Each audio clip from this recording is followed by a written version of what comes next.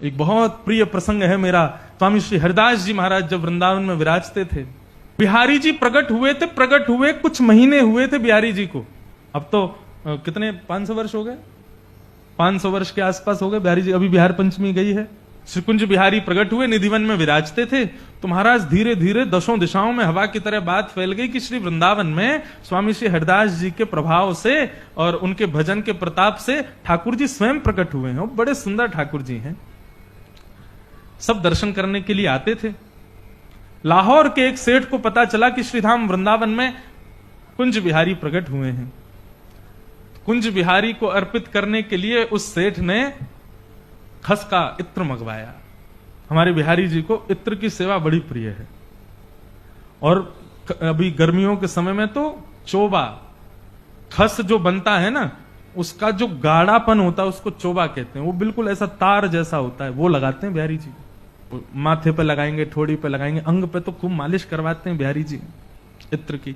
तो एक लाहौर का एक सेठ था, वो इत्र उसने मंगवाया महंगा वाला खस का, और स्वर्ण का बढ़िया पात्र लिया, उसमें इत्र लेकर के बिहारी जी को चढ़ाने के लिए निकल पड़ा लाहौर से। स्थिति ये बताते हैं कि महाराज उसके इत्र की सुगंधी ऐसी थी कि वो जिस जिस नगर से निकलता था, वहां के नगर के लोग अपने घरों में बैठे बैठे उस इत्र की सुगंधी का अनुभव करते थे। बोले भैया ये सुगंधी कहां से आ रही है? तब बताते, बोले एक लाहौर का भक्त है, वो वृंदावन जा रहा है बिहारी जी को इत्र चढ़ाने, तो उसी के इत्र की सुगंधी है। तो कई लोग तो इत्र की सुगंधी को सूंघ करके उस भक्त के संग हो लिए कि हम भी चल रहे हैं, बिहारी जी का दर्शन करके आएंगे।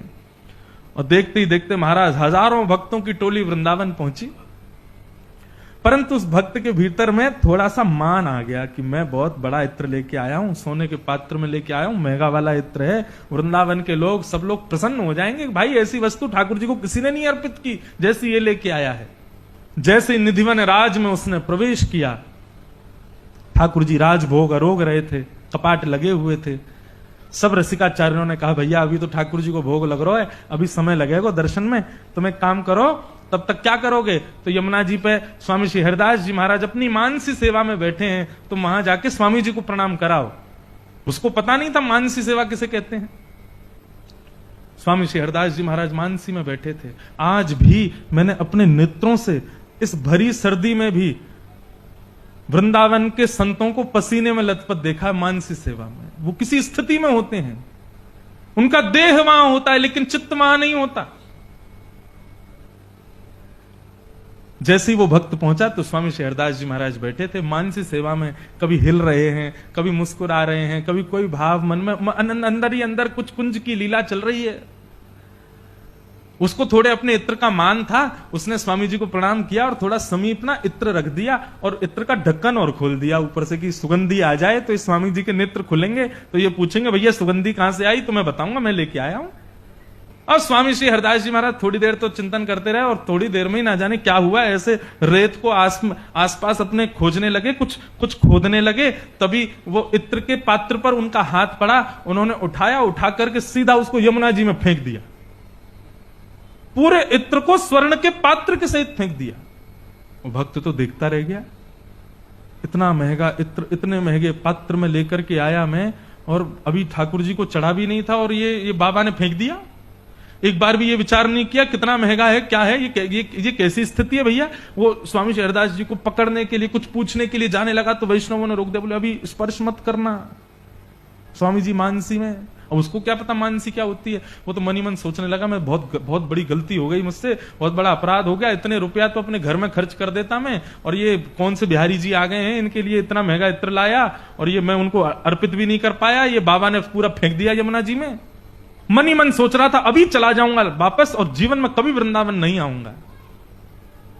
तभी स्वामी श्री हरिदास जी महाराज के नेत्र खुले, प्रणाम किया, और प्रणाम करके जब नेत्र खोल करके आसपास देखा तो वो भक्त बैठा था।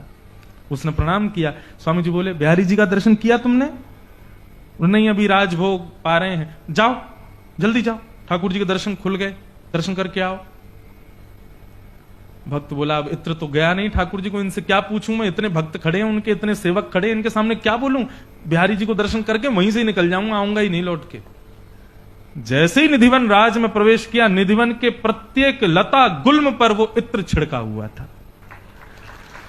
और जैसे ही बिहारी जी के सन्मुख पहुंचा है तो सघन कुंज में मुकुट से लेकर के पैर के नख तक बिहारी जी के अंग से वो इत्र चुचा रहा था। ठोड़ी पर मानो जैसे वो इत्र नीचे टपक रहा हो। उसका देह कंपायमान होने लगा। बिहारी जी को प्रणाम किया, दौड़ करके स्वामी श्री हरिदास जी के पास गया। बोले मैं आपकी लीला समझ नहीं पाया, आपने मेरे इत्र को यमुना जी में प्रवाहित कर दिया, यमुना जी में फेंक दिया, तो फिर निधिवन में वो इत्र ठाकुर जी को कैसे पहुंचा? वहां की सघन कुंज लताओं पर इत्र की बूंद क्यों है? वो सुगंध से क्यों सुगंधित हो गया पूरा निधिवन? जब इत्र आपने यमुना जी में फेंका तो वहां क्यों पहुंच गया वो? मुझे बताइए भगवान, नहीं तो पागल हो जाऊंगा मैं। स्वामी श्री हरिदास जी महाराज ने अपनी मानसी सेवा का उजागर किया। मानसी सेवा कभी उजागर नहीं करते संत लोग, लेकिन आज उसके हृदय के भाव के लिए उजागर किया। बोले अरे लाला, तो कहा बताऊं, मानसी में आज श्यामा श्याम दोनों होरी खेल रहे तो श्री किशोरी जी के पक्ष को मैं हतो। इतने में ही लाला ने जोर की पिचकारी मारी किशोरी जी पे। सो किशोरी जी पूरी रंग गई। सो मोसो बोली, सखी सुन, ऐसा चटक रंग लेके आ कि या कार्य को और कारो कर दूं। तभी मैं खोजवे के काजे निकलो कि भैया कहीं कोई चटक रंग मेरे। इतने में ही तेरे द्वारा अर्पित वो इत्र मेरे हाथ में आ गयो। मैंने किशोरी जी को दे दिया और किशोरी जी ने श्याम सुंदर पे फेंक दियो और ठाकुर जी को अर्पित है गए।